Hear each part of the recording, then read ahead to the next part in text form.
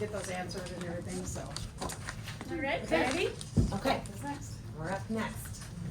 Okay, so, hi you guys, my name is Beth Reno and I am with AmeriHome. If you guys will pull out this right here, okay? We're gonna start in here and slow me down if I talk too fast because I have a tendency of just going a mile a minute. So we're gonna talk a little bit today about financial future, okay? So in this room right now, has anybody even thought about buying a house? Good, that's really good, okay. I have to tell you guys, I'm so impressed by you right now.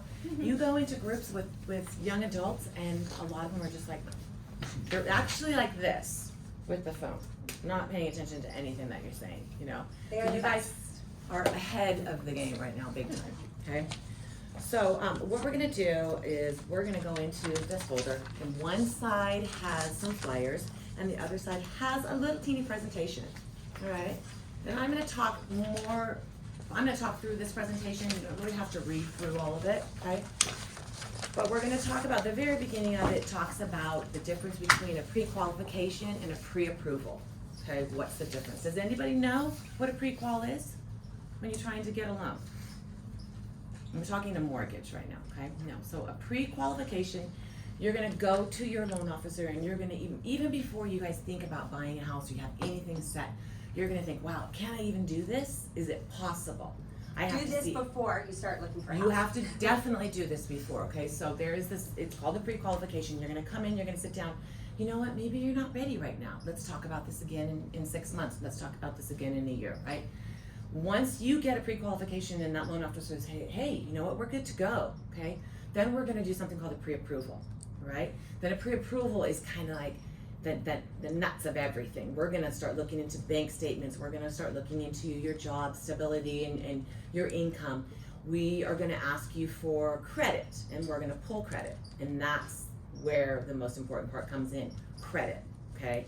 So now I know a lot of you in this room, you've already started to establish credit and that's so good because so many young adults they have no idea where to even start, okay? So there's really two types of credit that we look at. We have non-traditional credit and we have traditional credit, okay? So if we think about traditional credit, what is traditional credit? What would you think traditional credit would be? Like Any idea? credit cards? Yeah. Okay, what else might be traditional credit? Payment history. Payment history. How about maybe car loans? You know, or even student loans, okay? They're gonna come up as Oh, traditional they don't credit. have student loans. Oh, I know.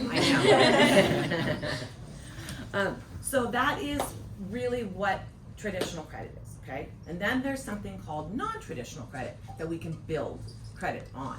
And non-traditional credit would be maybe a cell phone bill, or maybe your energy bill.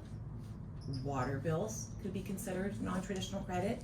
Rental history, okay? What we're looking for, non-traditional credit, we can build a credit report on non-traditional credit only, but non-traditional credit usually doesn't follow with a score, okay? So there's credit scores. Now, do you guys know what credit scores are? Okay? Okay, Have you so. pulled your credit scores? Yeah, that was my next question. Has anybody ever pulled a credit score? Okay, so pulling credit scores, there's so many different ways you can do it. There are so many wonderful apps online. Google is your friend.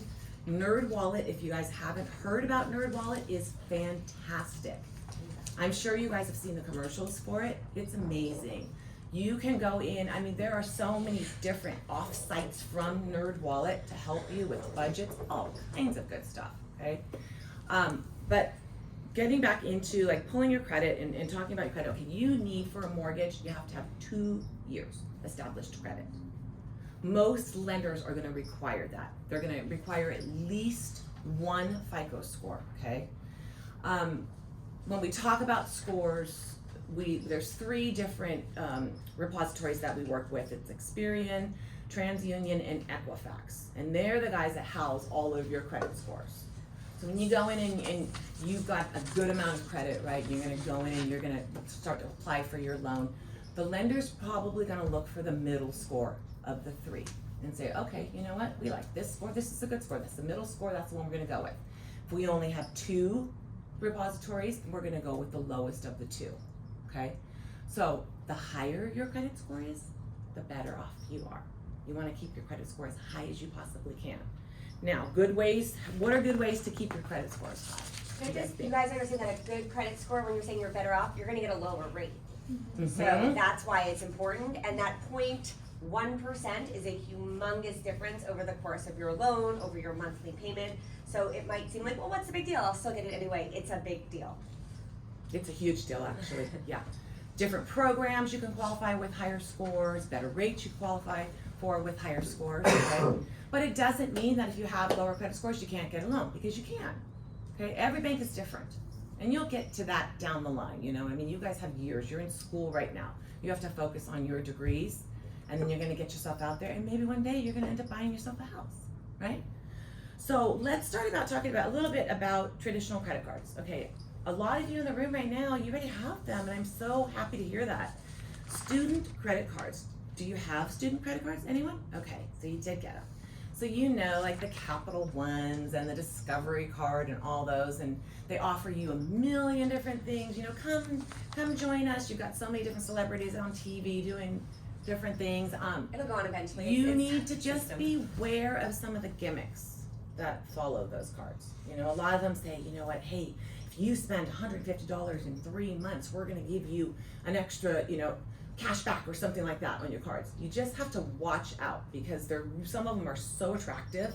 It's like, wow, you know what, let's just go crazy, right? We could do this all day, okay? You don't wanna do that. You wanna make sure that you spend a little, and like Patty said, pay it off, okay?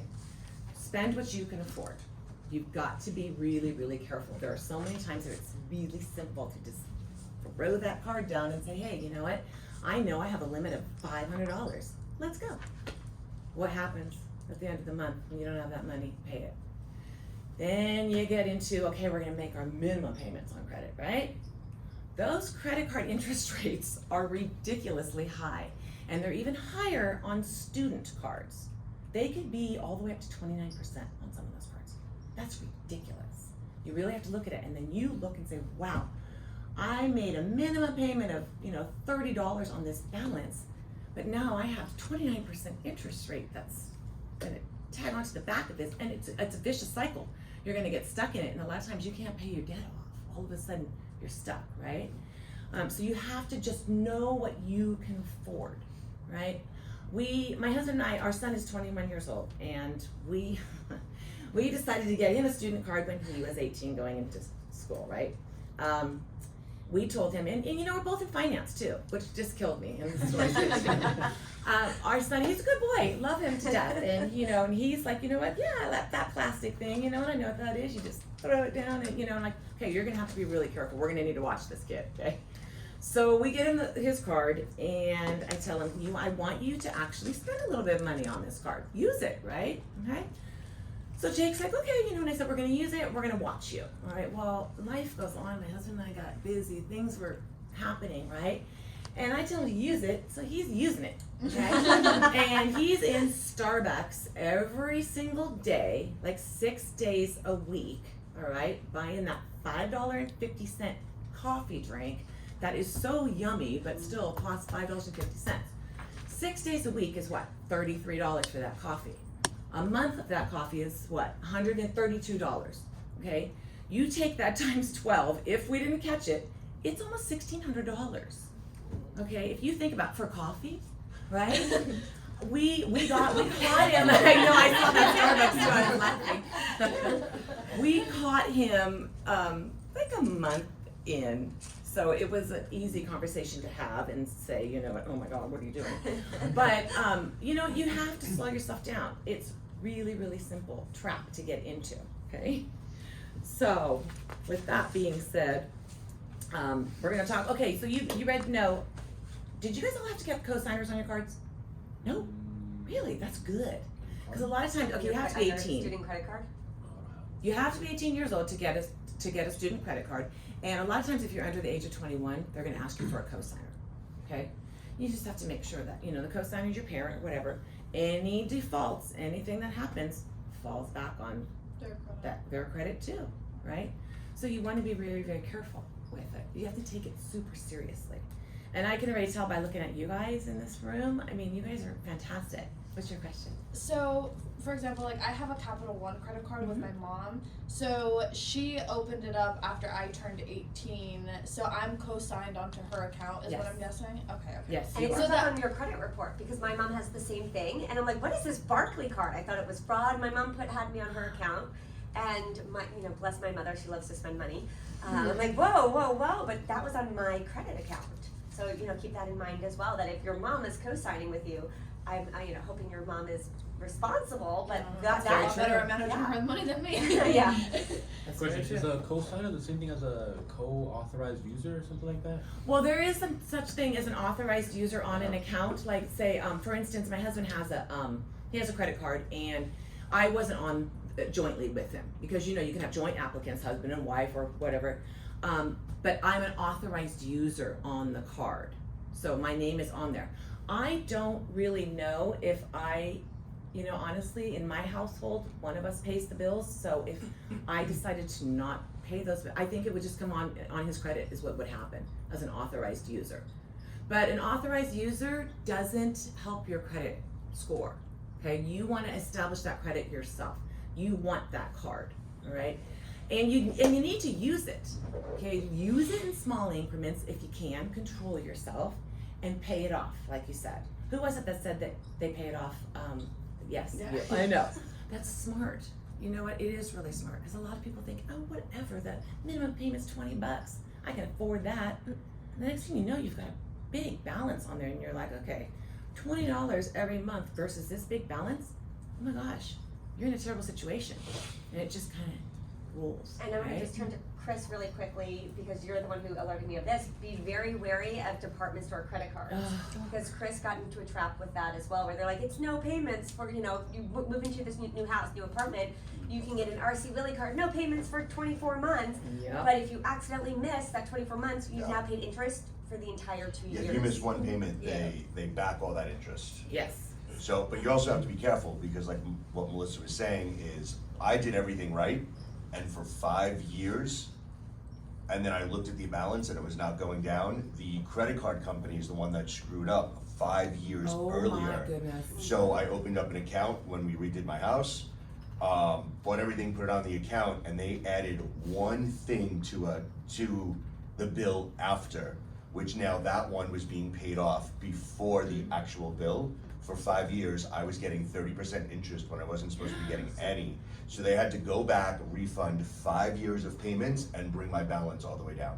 That's so And I had all my history of paperwork and emails and Chris is everything. very organized, and you Yeah. guys know this. This would have been way over, like Thousands of overwhelming dollars, for me. thousands But of dollars. keep that in mind as you go and get your Mhm. first apartments and your first houses, and you open up Yeah. store credits, because that's a big thing right now.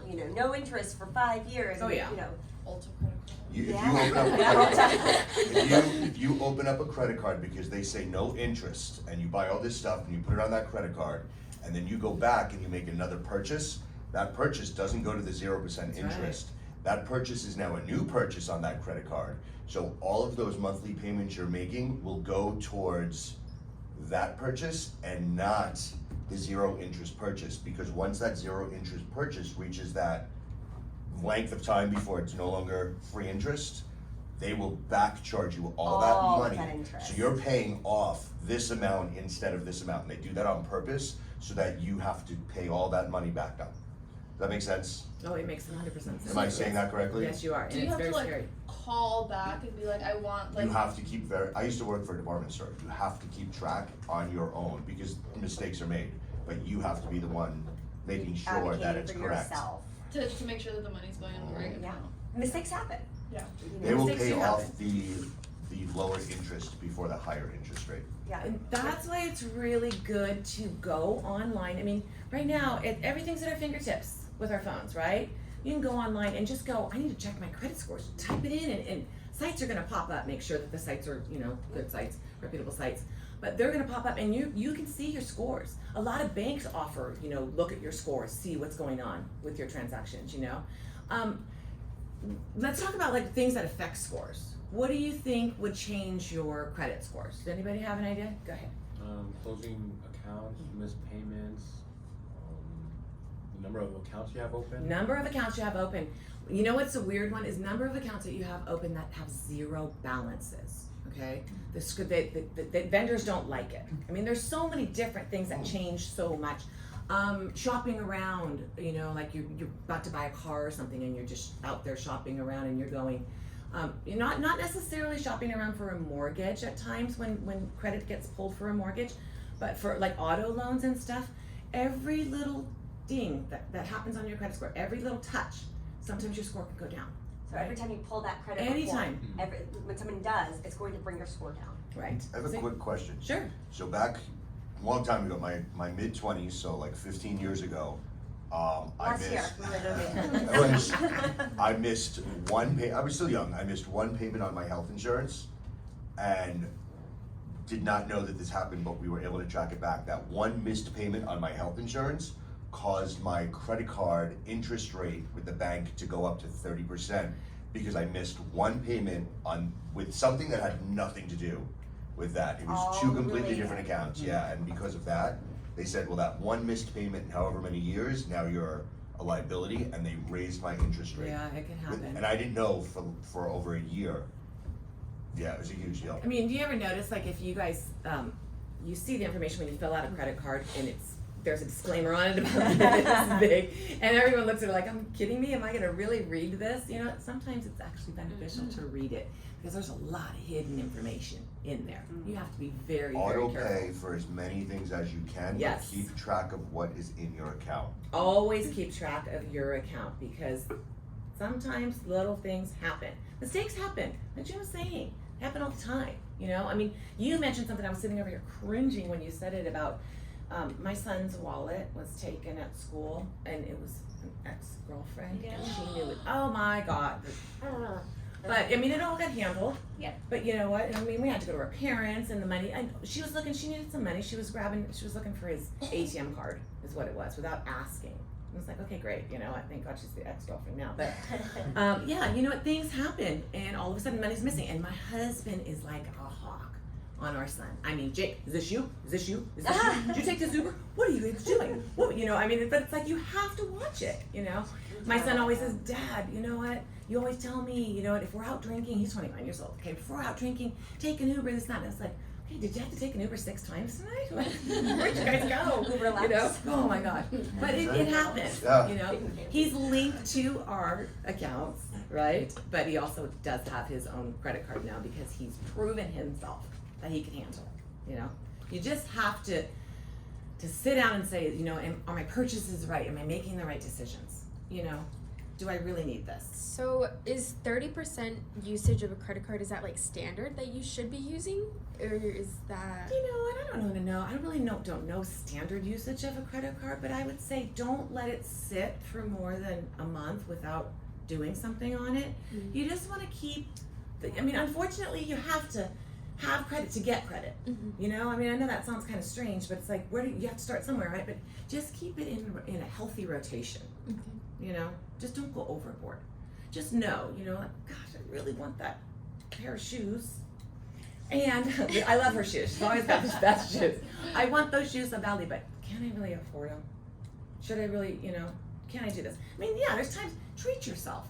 No, you know, you can go out and do things that you know I have the money to do this, whatever, but don't go crazy, okay? And I say that, I'm actually gonna mention a story about myself right now, what I did, and this is a very, very bad thing. This is 100 years ago. Back when scores weren't even, I don't even think scores were really around. I'm sure they were, but my friend's sister always had the cutest stuff, right? She was always running around with bags of goods and stuff, and it was like, we had little jobs, but it was no big deal. We were 16 years old, okay? And I used to see all these things, and I was like, gosh, I want that. And one day she comes running in, she's like, I just got a new Macy's card. And she was shaking it around. I was like, Macy's card, what is that? What is this card? You know, I don't even know what this thing is. Plastic little thing, right? So I was like, you know what? We need to go down there and go get a Macy's card, right? So my friend and I had this wild scheme that we're gonna go to every single store in the mall, right? And we're gonna get as many applications or whatever it is to get these cards, okay? Macy's, JCPenney's, I don't know if you guys know a store called Mervyn's back in the day, it was forever ago. Learners, you name it. Like 8 credit cards from these stores, we had all the applications. then we were like, wait, we can get these fancy gas cards too, right? So we go to Chevron and the Shell station, right? And we're looking at these applications like, what do we do? Okay, so we sat down and we just tried to figure it out. Well, we have to put in something that says, do we make money? We don't make any money, but let's just do something. So we were filling them out, right? I ended up at the age of 16 with 7 credit cards. You know what? I used them. I used them all. My parents had no idea what the heck we were doing, and we did it, and it was bad. And I had so much stuff, and by the time all these bills started coming to my mom and dad's house, I didn't expect them to come. I didn't even know what the hell it was, to be honest, excuse my language. I need to had know no how idea. much. And my father looked at me and said, how do you expect to pay these? And I was like, what are you talking about? I looked at him like he had 5 eyes. I was like, I don't even know what you're talking about. He's like, the card that you have in your little wallet or in your purse right now, oh my gosh. Oh, I had like over $2,000 in clothing that At 16. at 16. Oh, granted, I kept it all too because you don't even know. I mean, I was on a payment plan with my dad forever. Let me just tell you. Even when everything was paid off, he was still like, Beth, Learn your lesson. Where's my money? I learned my lesson. Yeah, it was a hard lesson to learn. And you know, honestly, scores didn't really matter, and my parents ended up paying everything, but very, very bad situation. And then I go into the world of finance, which is so funny, you know. Because you learned a lesson. But I learned a big lesson, Yes. and let me tell you, man, my dad was huge, and it was like you did not want to mess with him. So let me try and think. What else can I tell you? You know what? Credit, it's really, really, really important. You know, and I think you guys are on the right path. It looks like everybody in this room pretty much has it. Just make sure you keep good care of it because it's yours. You own it. Yes. What would be so what's the difference between a credit score and a FICO score? It's the same thing. The FICO score is your credit score. They call them Fair Isaac's. I forget what it is. Credit. I can't even remember what FICO stands for. It's the same. FICO score is your credit score. Okay. And like I said, you can check them constantly. You know, they bounce around. And don't worry if, oh my gosh, my FICO score is down to here. You know, they move around so much, and the more credit you build, the better they're gonna get. When you release your student cards, eventually you're gonna grow out of that student card, and you're gonna get a regular credit card. Fair Isaac Corporation. Yes, Fair Isaac, that's it, Fair Isaac Corporation. You'll get out of those student cards, right? And then you'll start getting offers for even more cards later on, you know? You just have to say, you know, how many do I really need? I mean, I can tell you, I was, even when I met my husband, I had good jobs and I knew what I was doing, but I was a bad girl with credit. You know, I think I had like 15 Visa cards at one point. Oh yeah, I was bad, very bad. But now everything is good. You know, I have one card. I think my husband has limited me to that. He's like, here's your one card. How about it? So we'll talk about credit, it's great. We need it. You have to have it. You have to have it for a mortgage, all right? Income. You also have to have income to get a mortgage, okay? There's some really, really great programs that are out there for first-time home buyers. And it'll be in the future for you guys and down the road. But the Nevada Housing Authority, and inside this little book right here, I think I put in a website address for the Nevada Housing Authority. But under many options for first-time home buyers, they are an excellent source for you guys to look into. There's grants in there for first-time home buyers. Bless you. There's down payment assistance for first-time home buyers. There's so many different loans that we have available for the first-time home buyer with 3% down, and that's another subject. I mean, we could talk again about, you know, different classes of stuff like that, but there's a lot of options out there for you guys. Okay, so I think that's really my presentation right now. If you guys have any other questions or anything, yeah. What do you think about credit score websites like Credit Karma? Are those accurate? Yes, they're accurate. They are. Just don't. Some of these websites, I kind of feel like they want to sell you something. Yeah. You know what? Just be really careful when you go in. That's why I mentioned NerdWallet. I'm telling you, I was on NerdWallet the other day. I just think the name's funny. It's like, it's a stupid name, but it sticks with you, right? NerdWallet is fantastic. They are linked to so much stuff. You go home tonight, you look it up, and you'll be amazed by NerdWallet. I mean, NerdWallet actually has, along with the Nevada Housing Authority, they have like first-time home buyer budgets and all kinds of really cool stuff for you to use, you know? And just, you know, I mean, if you're never too young to start budgeting and looking at things, you know? I mean, I wish, I have to try to pound that into my son a little bit more right now, you know, because he's about to graduate. And it's like, okay, you're gonna be out on your own. I have a gut feeling he's coming back to Las Vegas, but we'll see what happens. But you know what, you have to put yourself out there on a budget. You know, I wanna get an apartment one day. Can I afford this? You know, we're gonna need furniture. Can we afford this? We have to heat it. You know, we have to air condition it in the summertime. We have water bills. We might have to pay garbage bills. You have to feed yourself, right? So budgets are really, really important. But that you know, that NerdWallet, like I say, and you think I worked for them, but I think it's a fantastic site. It has so much information in there, along with that Nevada Housing Authority site. Really good info for you guys. Any other questions? Yes. I actually have 2 questions. Sure. My first question, I know that AmeriHome is partnered with Bank of Nevada. Yes. I know a lot of first-time home buyers go to banks and they have, you know, those programs. Are there any programs right now that Bank of Nevada has for first-time home buyers? Well, you know what, there are a few down payment assistant programs that are out there for first-time home buyers, along with grants that are out there. I think there's a grant right now called, I think it's called Home Possible. And it's if you go into that Nevada Housing Authority site, you'll see it, okay? And it talks about there, I mean, there's a couple of different grants. There's DAPs, we call them DAPs, but they're down payment assistant programs that are available to you. There's the FHA program, but that's completely another time. I can always come back and talk to you guys about stuff like that. But yeah, there's quite a few of them actually. And then my second question, I know that you can get as low as 3% with the first-time home buyer, but then you get the mortgage insurance, right? Yes, you on do. the other Okay, so side. you, yes. What would be the percentage to offset that insurance? If you put As a down payment, sorry. as a down payment, Yes. 20%. 20%? Yeah, yeah. And 20% is a big lump, you know, especially when you're first starting. Thank you. You're welcome. Any other questions? Well,